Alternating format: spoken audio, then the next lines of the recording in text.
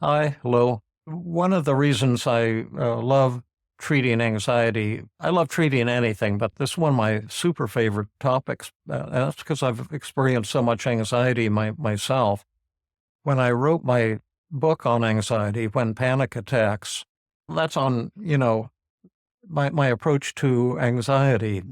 When I wrote it, I start thinking, gosh, I've had this kind of anxiety and I've had that kind of anxiety. By the time I was done with the book, I realized I've had 11 anxiety disorders. After it came out, I remembered seven or eight that I'd forgotten about.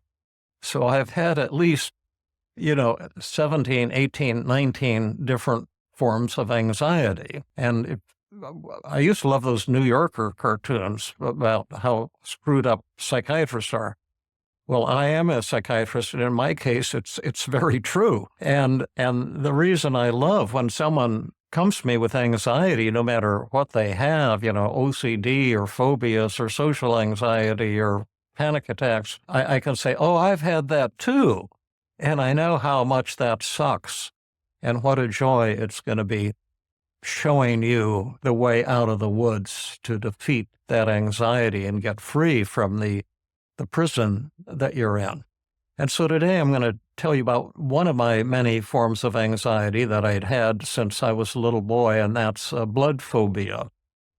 And I never would have gone to medical school on my own. I went because one of my advisors at Amherst College advised me to go to medical school, and that's another story, but I wasn't a pre-medical student, and I wasn't really very suitable for medical school, but it was necessary to become a psychiatrist. And so my advisor was saying, oh, that'll be a great thing to be a psychiatrist, because then you can prescribe drugs, and psychologists can't prescribe drugs, and they're going to be so important. So I talked my way into Stanford medical school, but I didn't enjoy it. It wasn't my thing.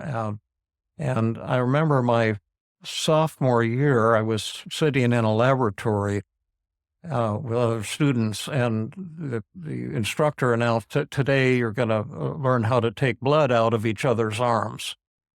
And then they brought in all of these needles and those rubber things that they put around your arm when they draw blood. And I just stood up and I walked out of that class. I was freaking out. And I walked down and walked into the dean's office and said, sir, I just made the decision to drop out of medical school. I don't think I'm a good fit here, and this is not a good career direction for me. And he said, well, maybe you could just take a leave of absence. I'd give you a leave of absence for a year, and then if you change your mind, you can come on back to medical school. So I said, okay, that sounds like a good deal. So I took a year off, and I bought a motorcycle and started to learn about life and having fun. And I had some pretty fantastic year to tell you the truth. But then I thought, well, maybe I could go back and finish medical school, because then at least I would have an MD degree, and maybe I could do that and find some way to have a career or something like that, even though I've never wanted to be a doctor. So I finished medical school. I cut a lot of classes. I was one of their worst medical students. And after medical school, I didn't want to go on and do an internship and residency, because I said, I don't want to be a doctor. I never wanted to be a doctor. And so I ended up living with my wife, Melanie. We lived down in the area of Carmel Valley, California. We ended up homeless because we didn't have any money. And one day I thought, gosh, if I went back and did an internship and residency, I still wouldn't know anything. But then people would think that I knew something, and so they would pay me to counsel them. And that's what I wanted to do. I wanted to do psychotherapy and talk to people and help them with their problems.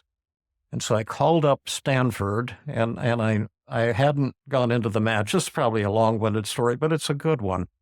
And you have to go into a match, so they match you to some program that selects you, like to do an internship. And it's very competitive. And I knew it was too late for the match, and I knew if I was in the match, I wouldn't match anyway because I was such a terrible medical student. No one would want me. But I got someone on the phone in the Department of Psychiatry, and I said, I don't remember. No, if you remember me, but I'm David Burns, a medical student. I took a year off, and I'm thinking I might want to go back and do an internship and residency. Is there anyone who you think would have me? Because, I didn't go into the match. And then he says, well, as a matter of fact, there's Highland Hospital in Oakland, California. It's a big county hospital. And they didn't fill up one of their spots. So they would take any warm body, I'm pretty sure. And I said, oh, great. So he gave me someone to call, and I called the fellow, and he says, come on up and we'll interview you. And I told him what a horrible medical student I'd been, but that I wanted to come back and, do an internship. And he said, well, we'll accept you. And if you want, you can start a month early and work in our emergency room, because we have 9,000 emergency cases every month, and you can work 12 hours on and 12 hours off, 7 days a week, and we'll make a doctor out of you in that month, and then you can enter into your internship program. I said, wow, that sounds great. And so we moved up to Oakland, and I remember my first day in the emergency room, I was kind of freaking out because of my blood phobia. But fortunately, there was nothing bloody going on. There were, people with pneumonia. I remember there was a man in DTs, withdrawing from alcohol, and he was hallucinating and agitated and getting intravenous fluids and stuff like that. It was very busy. There were a lot of rooms filled with very sick people, but no one who was bloody. And then I heard the sirens coming, and I started freaking out. I says, these sirens do not sound good. And then all of a sudden there was a lot of commotion, and there were police officers and medics pushing a man on a gurney, and they were running at top speed down the hallway of the emergency room, heading for the major trauma room. And when it went past, I saw this man totally covered in blood. I said, oh, yuck, I don't, this sounds awful. And I didn't want to get anywhere near him. And then one of the nurses grabbed me and said, David, you've got to help us. And she pulled me over to the door, and I looked in, and I saw this man on a gurney with about, at least 6 doctors and nurses around him, and I saw them putting intravenous needles into both his arms and both of his legs, and then squeezing fluid in with blood pressure cuffs, trying to get fluids in his body. And I said, well, what's going on? And she said, well, this man was a bomber, and he was planning to blow up City Hall.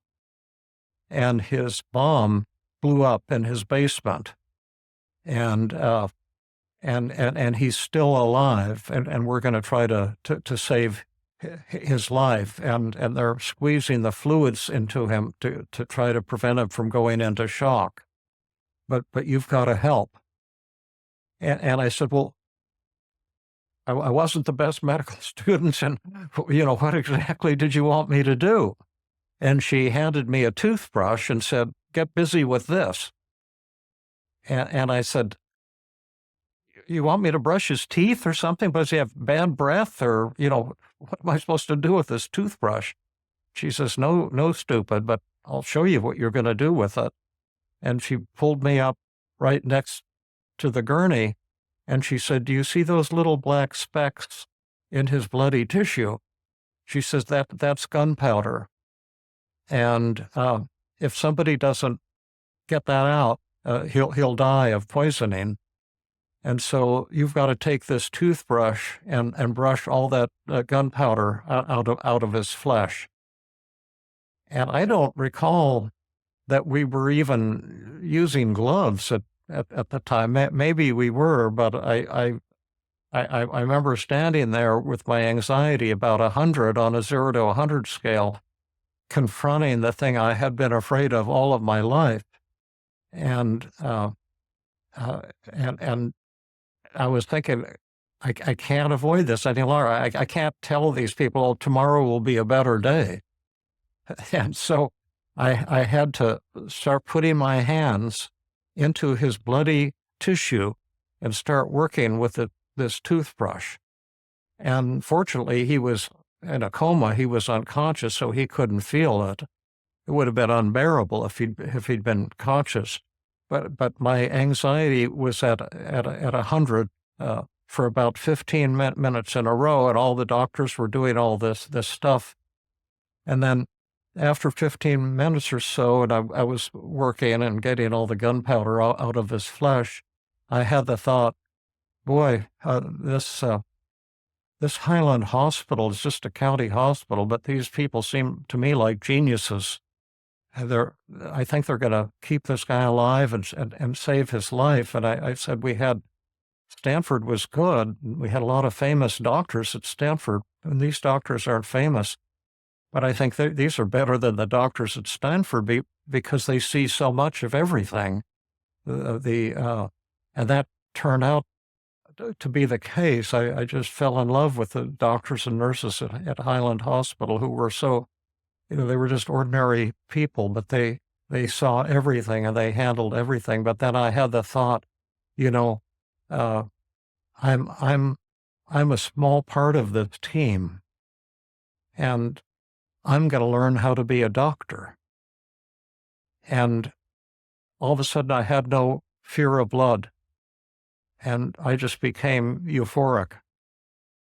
And that month was one of the greatest months of my life.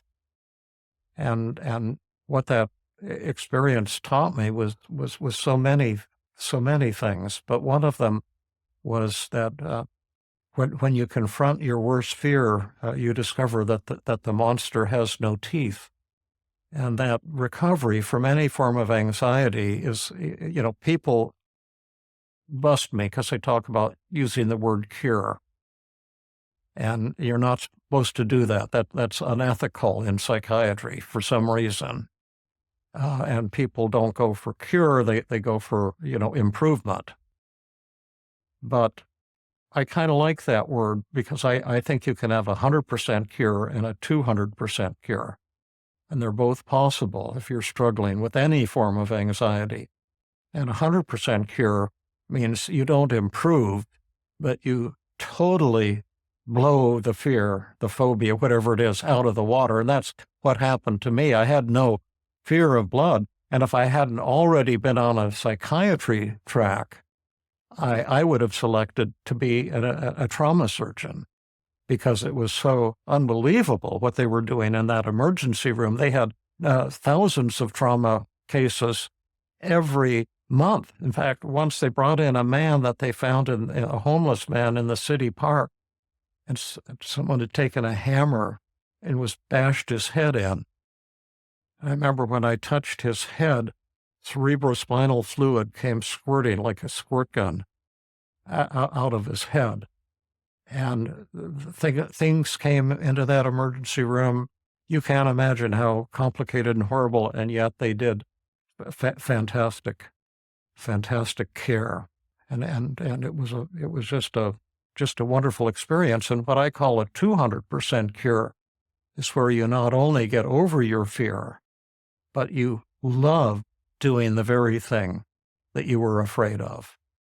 And I believe that can happen for everyone, whatever type of anxiety you're struggling with.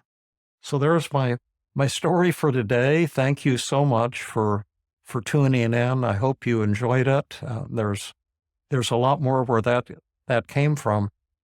But my hope is to share many powerful techniques with you so that you too can change the way you think and feel and experience liberation from the fears that are now trapping you.